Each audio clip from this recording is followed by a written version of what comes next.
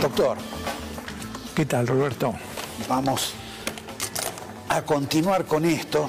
Yo tenía anotado yo por usted acá con todas las preguntas, pero ¿lo escuchó a Trump hoy? Hoy no. Hoy volvió a hablar Trump y volvió a hablar sobre el problema del coronavirus. Si no lo escuchó, y además hay mucha gente que posiblemente no se haya enterado, inclusive extrañamente, cuando se trata de una figura tan determinante en la vida política, en este caso económica y sanitaria del mundo, no entiendo por qué la televisión en general no le prestó atención. Les comentaba que Trump, ya con alguna recurrencia, volvió al tema del coronavirus y anunció que va a ser la continuidad de este tema del coronavirus, posiblemente el pico, aguante hasta junio, julio, y que recién a partir de ese momento van a haber una declinación. Y un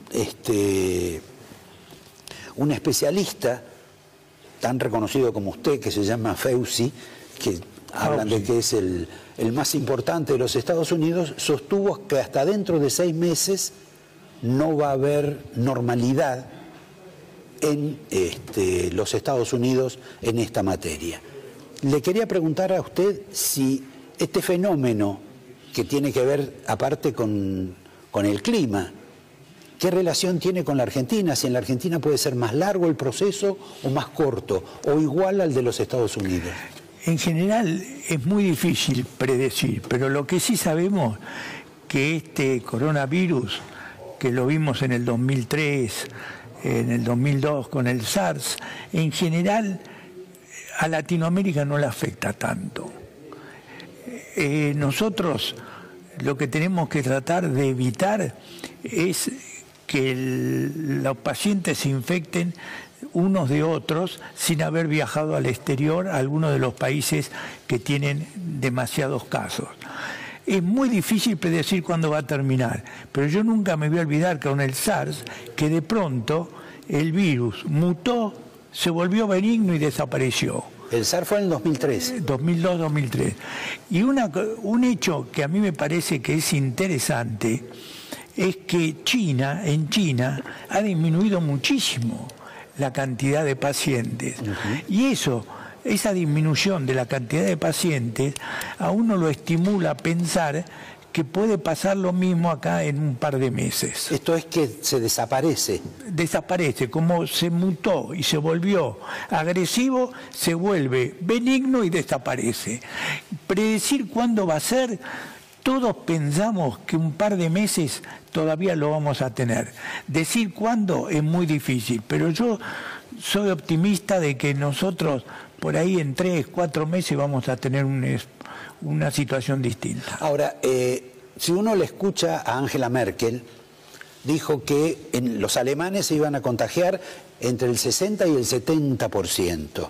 Estaba leyendo hoy un discurso de uno de los presidentes de los bancos más importantes de Estados Unidos diciendo que se iban a contagiar el 71%. ¿Eso qué significa para nosotros? Porque no debemos ser muy diferentes a los norteamericanos o a los alemanes. Que se infecte el 50-70% cuando hay una pandemia es una cosa que puede ocurrir. Lo que tenemos que tener presente que en general el 80% de las personas que se enferman lo hacen en forma benigna. Entonces, todos los que se enferman producen anticuerpos, es decir, elementos que brindan defensa. Entonces, cuando hay una pandemia, una epidemia, como se vio con la gripe del 2009, cuando se enferma un número importante de personas, después el virus termina desapareciendo. Y la gente en ese caso, porque uno ha visto que la mayoría de los países siguen los hábitos, las instrucciones o el esquema de control de los europeos, de Estados Unidos. Pero Gran Bretaña eligió otro camino, es que se mueran los que se tengan que morir. Sí, pero en Gran Bretaña también se facilitó lo que ahora se está tratando de hacer en Estados Unidos y tenemos que tratar de hacerlo acá, que el test para saber si uno está infectado o no está infectado, sobre todo cuando tiene fiebre, dolor de garganta o tos, se puede hacer rápidamente. En ese momento nosotros tuvimos... Es lo que se llama el hisopado. Sí, no, el hisopado, pero se toma la muestra que hoy se manda al Malbrán. En la Argentina van a ver otros centros, aparte del Malbrán, probablemente hospitales públicos y hospitales privados que puedan hacer rápido el test. Eso es lo que usted estuvo trabajando ahora con el gobierno. Sí, y yo creo que si se facilita, como se le pidió a Trump, y Trump está por hacerlo en Estados Unidos, que se haga más rápido el test, uno va a poder saber si está infectado o no está infectado y saber lo que tiene que hacer.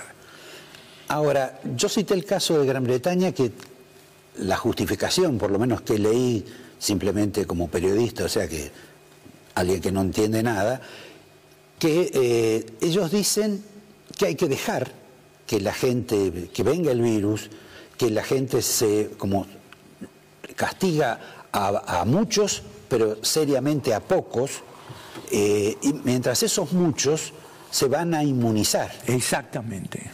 ¿Y qué es mejor? Dejar que se inmunicen solos a combatir el virus, porque si no después el virus va a volver en forma mucho más dramática y más agresivo. Sí, yo creo que es una hipótesis y un comentario muy positivo y que se ha visto que cuando en una población se infecta un número importante de personas, esas personas crean anticuerpos y se produce una defensa.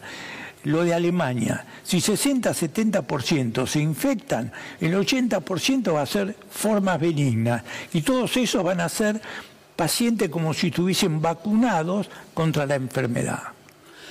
Ahora, eso vale tanto para Alemania como para la Argentina. Sí, por supuesto. Salvo la atención médica, si se produce una situación, digamos, de pico o de récord en determinado momento. Sí, en la Argentina tenemos 60, 65 casos.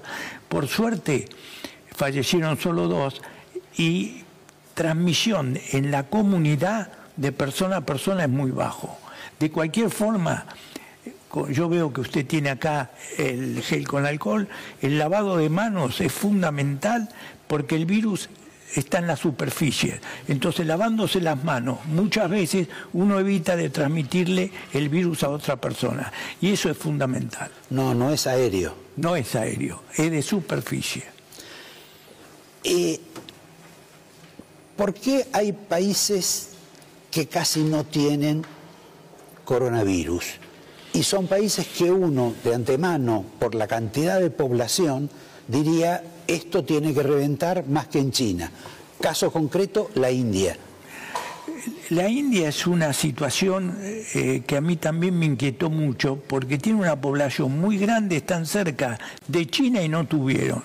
Hay una característica muchas veces de la población que no son propicios para tener tal o cual virus. Eso se vio también con la gripe. Cuando fue la gripe española en 1918, afectó muchísimo a Estados Unidos, a algunos países de Europa, pero no afectó a la India. En el caso de Estados Unidos, ahí creo que está el antecedente de que cercaron una ciudad y haberle puesto ese cerco, esa cuarentena, le dio magníficos resultados en relación con el resto del país. Exactamente. Y ahora en Estados Unidos se va a ampliar muchísimo la posibilidad de hacerse el test y de poder decir quién está infectado, quién no está infectado, porque a mí me parece que tienen más casos de los que habitualmente se dicen. Ahora, usted debe haber escuchado, igual que yo, y leído, que de pronto se produjo una pugna entre Merkel y Trump a raíz de la posibilidad de una vacuna que la estaría por desarrollar un laboratorio alemán y que Trump decidió tratar de comprar los derechos, hacerse cargo. ¿Qué es lo que hay atrás de esa?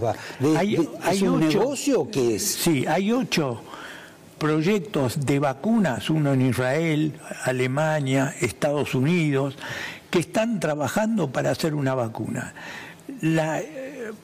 posibilidad es que si la vacuna se produce mientras se evalúa y se ve su resultado, va a llevar un año. En menos de un año no vamos a tener una vacuna que pueda controlar esta infección. Y lo que ocurrió en China es simplemente un proceso de atención médica y de desaparición, digamos, así como vino, se fue el coronavirus. Porque hicieron una contención muy importante y con esa contención muy importante se infectaron muchos pacientes. Usted vio más de 80.000, pero hoy usted ve que en China prácticamente hay muy pocos casos, a diferencia de lo que está ocurriendo en Italia y España. Yo creo que es como una inundación. Vino la inundación y después se fue el agua. Exactamente. Y muchas veces, y yo creo que ese factor de que en China esté disminuyendo es un hecho positivo, porque así se vio que pasó con el SARS. El SARS vino, afectó, me acuerdo, a Canadá, a muchos países, y de pronto desapareció. No se sabe por qué desapareció, pero acuérdese que este virus es el que produce el resfrío común. Quiere decir que como muta para ser maligno, también muta para ser benigno. Yo tengo esperanza de que es como una invasión de langostas, digamos, sí, para graficarlo. Sí, yo tengo esperanza de que en un par de meses nosotros vamos a tener la gran posibilidad de que este virus, como vino, se haya ido. Ahora, no entendí todavía, más allá de que uno procede, según le dicen los médicos, y se vacuna, tanta, digamos, presión o voluntad o consejo por parte médica para que la gente se vacune contra la gripe, cuando la vacuna contra la gripe no actúa sobre el coronavirus. Sí, pero lo que se vio en China también es que junto con el coronavirus hubo mucha gripe. Y en el hemisferio norte murieron más personas por la gripe que lo que han muerto por el coronavirus. La gripe es un virus que realmente nos puede hacer mucho daño, por eso está en el calendario nacional, y sobre todo los mayores de 65 años se deben vacunar, porque no hay vacuna tan buena, es una vacuna inactivada que no produce gripe, sino produce protección, es una vacuna que realmente nos da una protección contra una enfermedad que para mí es más importante que el coronavirus. Mire usted, yo pensaba que para mí que era mejor vacunarme contra la rabia que contra la gripe. No, la gripe es muy buena y también la vacuna antineumocóxica. La vacuna, usted sabe que la neumonía neumocóxica es una enfermedad que produce dentro de las infecciones respiratorias uno de los problemas mayores, y prevenirse contra la neumonía, sobre todo en los adultos mayores, es fundamental. ¿Sabe que le voy a pasar un pequeño video de un producto que se vende comúnmente en los supermercados, un producto de limpieza que se llama Glade, y no le estoy haciendo ningún tipo de publicidad, pero que se vende en los supermercados, la gente lo compra, espero que el director lo pase ahora, y que en la prescripción que tiene dice que combate determinadas cuestiones y entre ellas el coronavirus humano. ¿Qué tiene que ver ese coronavirus humano con este otro que nos ha tocado? ¿O ese coronavirus humano de pronto se despertó, es una célula dormida, terrorista, que ataca? El coronavirus es un virus que produce el resfrío común. Pero cuando, como ocurrió con el SARS, se ocurrió ahora, muta, se vuelve maligno, es un problema. Pero como pasa eso, también puede volverse otra vez mutar benigno y desaparecer. Y eso lo vivimos con el SARS y con el MERS, que es el coronavirus que afectó a Medio Oriente, y por eso yo tengo la esperanza de que pase lo mismo con este coronavirus. Doctor, ya que seguimos sobre productos de medicina, vi que en España había como una discusión entre el ibuprofeno y el paracetamol, y que las autoridades médicas en general dicen que el coronavirus no hay que combatirlo con el ibuprofeno, por el contrario, que lo que sí vale es el paracetamol. ¿Cuál es la diferencia y por qué uno sí y el otro no? Yo creo que esas son recomendaciones que todavía muy probadas no están. Lo que sí se sabe que el coronavirus es preferible usar antiinflamatorios que sean menos nocivos o menos importantes, por eso el paracetamol, y también está la hidroxiquinolona, que es algo que se usa en reumatología y que ya se ha visto que como un antiinflamatorio a los que tienen coronavirus les puede ser muy útil. Y hay una medicación antiviral, el Remdesivir, que no está en el país, pero está en Estados Unidos, y el Caletra, que se usa para el HIV, que los pacientes que tienen coronavirus importante con el antiinflamatorio, el Caletra, que es para el HIV, o el Remdesivir, que se usa para la hepatitis en Estados Unidos, puede ayudar. Quiere decir que se están buscando medicinas que puedan ser útiles para este virus. Bueno, en ese caso he leído declaraciones de dos presidentes, el presidente de Cuba, Díaz-Canel, y el presidente de Venezuela, Maduro, diciendo que ellos, sobre todo los cubanos, tenían una medicina, que es el interferón, con el cual estaban combatiendo y venciendo al coronavirus. Esto que es parte también de un... Yo creo que el interferón, como se ha visto que pasó con la hepatitis, no es una medicación que esté probada y que pueda ser útil en el coronavirus. Yo no estoy de acuerdo con esos comentarios. Con relación al tema de la gripe, que volvemos y estamos siempre en el mismo tema, cuando se produjo una explosión acá del tema de la gripe, de pronto apareció un producto donde los argentinos nos tiramos sobre eso para ponerle a los hijos, a los parientes, a los que sea, y que toda la población, que era el Tamiflu. Y después parece que no sirvió. ¿Algún tipo de...? No, el asunto es así. El Tamiflu, el oseltamivir, que se ha usado también en la gripe aviar y en la gripe importante, es un muy buen medicamento contra la gripe.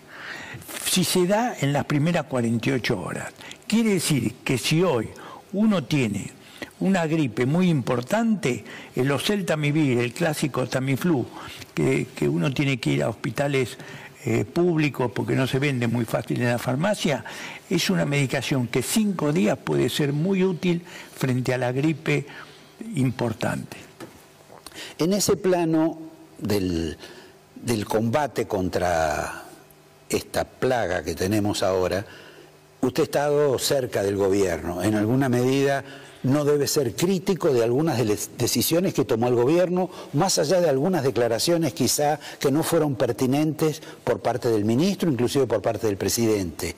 El procedimiento final de lo que usted está viendo es positivo. Además, Ginés González es un muy buen sanitarista, está Carla Bisotti trabajando con él. Nosotros estamos realmente convencidos que mucho no sabíamos del coronavirus. Y a medida que fuimos aprendiendo, fuimos viendo. Lo que sí es importante, las medidas que se han tomado ahora, de tratar de disminuir la comunicación entre las personas para no facilitar la transmisión de persona a persona. Me pongo lejos. Sí, y eso es importante sobre todo en los mayores de 60 años. Entiendo. El funcionamiento del sistema hospitalario argentino, porque uno escucha que dicen que hay problemas en el ROFO, que hay problemas de tipo político, que ha habido problemas en la NARI. ¿Eso cómo está frente a una plaga como esta? Mire, yo considero que los profesionales de la salud, de los lugares que usted me dijo, son muy buenos. Lo que uno pretende que haya suficientes respiradores en la medida que hagan falta. Y yo creo que es esa la mirada que está tomando las autoridades de salud para que haya suficientes respiradores por si hay necesidad de utilizar. ¿Han mandado a comprar más? Sí. No se tiene idea de la cantidad de respiradores, porque no se tiene idea de los enfermos. Lo que le puedo afirmar, que los terapistas, los médicos de terapia intensiva en la Argentina son muy buenos.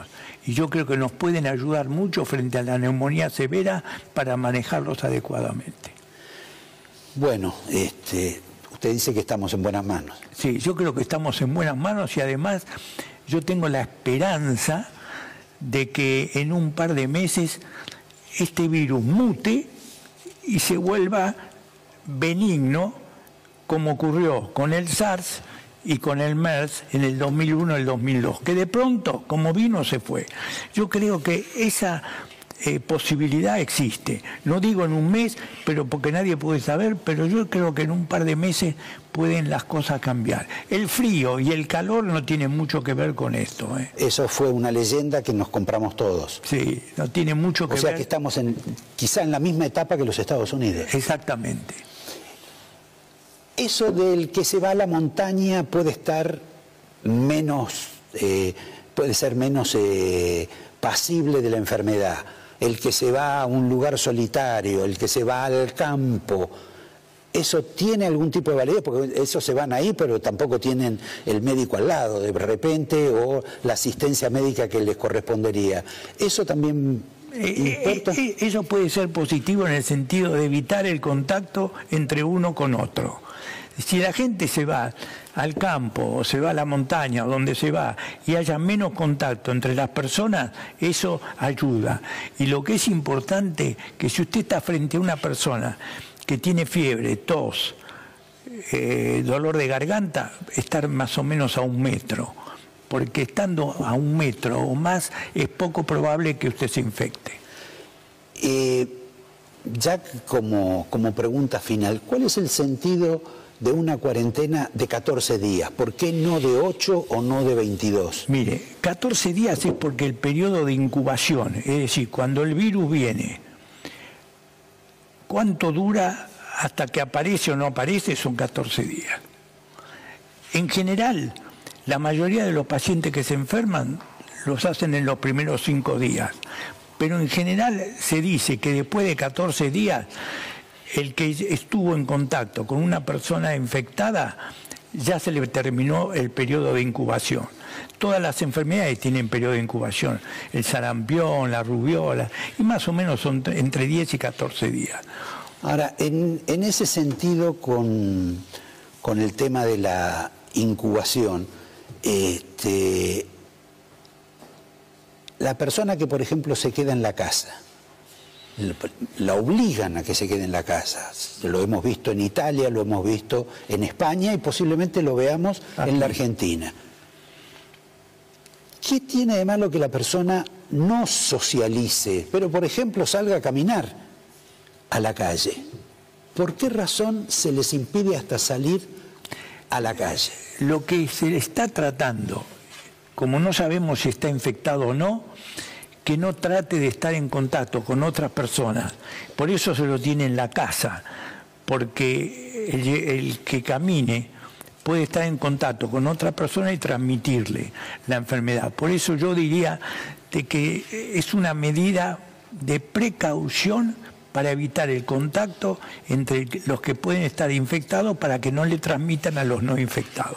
Y como pregunta final, los chicos que parece que no son, que no padecen los problemas del coronavirus, ¿se están convirtiendo en una especie de enemigos de los viejos en la medida que ellos sí socialicen y transmitan el virus? Aparentemente, este virus no afecta mucho a los chicos menores de 14 años. Y entonces los chicos no se infectan mucho. Y como no se infectan mucho, uno puede estar más tranquilo junto a ellos. Perfecto. Doctor, le voy a regalar el angelito de la casa. Le voy a dar una botella de vino que tengo por ahí, pero no, la tengo acá, mire. Bueno. Le agradezco la presencia. No, muchísimas gracias. Los consejos que nos ha dado. y en todo caso casi lo invitaría a que se quede a escucharlo a Juan Carlos de Pablo, que nos va a iluminar no solo sobre las consecuencias económicas de la enfermedad en el mundo y en particular en la Argentina, sino además de los problemas argentinos. Y también va a ser docencia como hizo usted, porque yo hoy trato de no debatir con nadie. No, me parece muy bueno porque el problema económico es un problema del coronavirus muy importante, así que lo que nos puedan enseñar siempre nos va a venir muy bien. Muchas gracias, doctor. No, y lo felicito por su programa. Por favor, a ustedes en un minuto les pido que me aguarden o que nos aguarden con Juan Carlos de Pablo, a quien le debía haber dado la oportunidad de que le preguntara al doctor si quería decir algo, pero nada, nada. Es un hombre que está hecho. En un minuto, Juan Carlos de Pablo.